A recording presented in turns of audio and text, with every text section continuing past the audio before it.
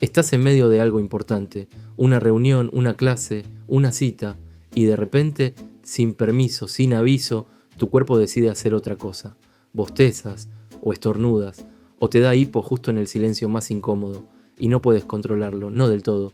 Y eso es fascinante, porque estos reflejos no son errores del cuerpo, son el sistema funcionando. La pregunta es, ¿para qué? ¿Qué están haciendo exactamente? Empecemos por el bostezo. Lleva siglos desconcertando a la ciencia. En 1725, el investigador holandés Johannes de Gorter ya escribía sobre él. Su hipótesis: el bostezo oxigena el cerebro, aceleraría la circulación. Sonaba bien, era elegante y resultó ser incompleta. Hoy sabemos que el bostezo lo regula el tronco encefálico, el hipotálamo y sistemas de neurotransmisores como la dopamina, la acetilcolina y la oxitocina. Es un reflejo neurofisiológico complejo, no solo de sueño o aburrimiento. Una línea de investigación propone algo sorprendente. El bostezo enfría el cerebro.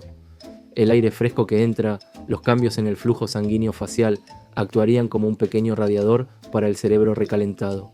Un estudio de 2026 en Respiratory Physiology and Neurobiology añade otro ángulo. El bostezo reorganiza el flujo de líquido cefalorraquídeo fuera del cerebro, ayudando a eliminar desechos y mantener el equilibrio de presión cerebral. En otras palabras, bostezar puede ser una forma de limpiar tu cerebro, y dura entre 4 y 7 segundos, exactamente el tiempo suficiente para incomodar a alguien. Ahora viene la parte rara.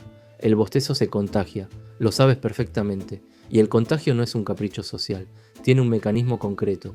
El bostezo contagioso se activa en la corteza motora primaria del cerebro y está ligado a un fenómeno llamado ecofenómeno, la imitación automática. Las mismas neuronas espejo que nos permiten sentir empatía lo activan. Los chimpancés también bostezan al ver bostezar a otros chimpancés. Y en un estudio de la Universidad de Nottingham se descubrió algo contraintuitivo. Intentar reprimir un bostezo hace que acabes bostezando más veces. Cuanta más resistencia, más bostezo. Tu cuerpo siempre gana esa negociación. Ahora hablemos del estornudo. Este sí tiene un propósito claro. Es una defensa. Tu primera línea contra lo que no debería estar en tu nariz.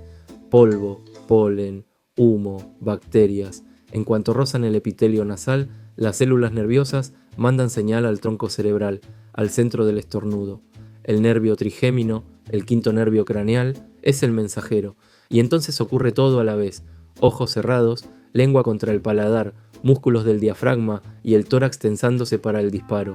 El resultado: una ráfaga de aire y mucosidad que limpia la vía nasal por completo.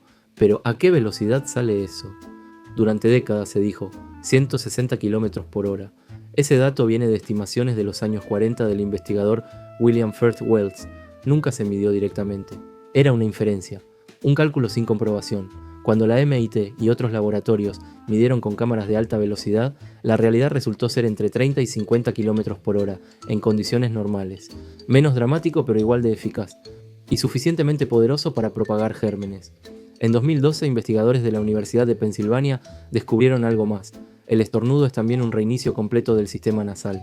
Los cilios, los pelos microscópicos que filtran el aire, se resetean con cada estornudo, como cuando reinicias un ordenador bloqueado. Tu nariz literalmente se reinicia. Hay además estornudos que no tienen nada que ver con la nariz.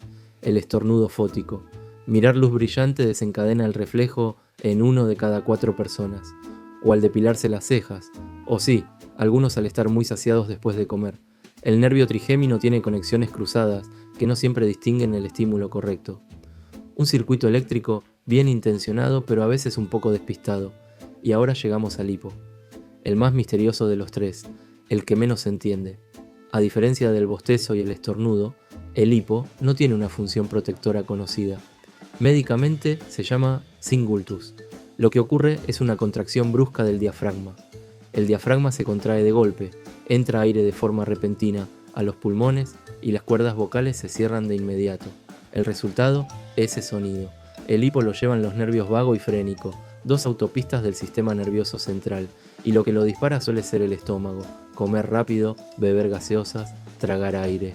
En 1943, Hamilton Bailey fue el primero en mapear el arco reflejo completo del hipo.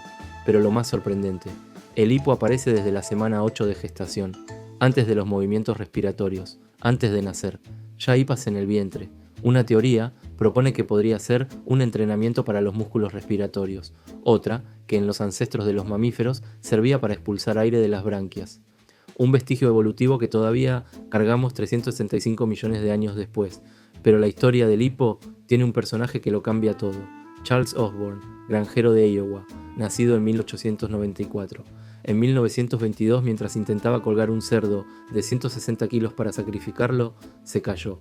Según el médico que lo trató, se rompió un diminuto vaso sanguíneo en el tronco cerebral, justo la zona que inhibe la respuesta del hipo, y el hipo comenzó, y no paró, ni al día siguiente, ni al año siguiente, ni en 68 años. Llegó a hipar hasta 40 veces por minuto, unos 430 millones de hipos en toda su vida. Se casó 2 veces, tuvo 8 hijos, siguió trabajando, vivió hasta los 96 años. El hipo se detuvo en 1990, un año antes de su muerte. Sin explicación, Charles Osborne está en el libro Guinness como el hipo más largo de la historia. 3 reflejos, 3 mecanismos distintos, todos sin pedir permiso.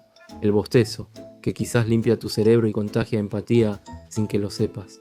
El estornudo que te defiende, te reinicia y a veces solo quiere que mires el sol. Y el hipo, que nadie entiende del todo, que viene desde antes de nacer, que puede durar 3 segundos o 68 años, y que, si lo piensas bien, nos recuerda que este cuerpo nuestro aún tiene muchas cosas que no controlamos, y que tal vez eso no sea un defecto, sea simplemente lo que somos.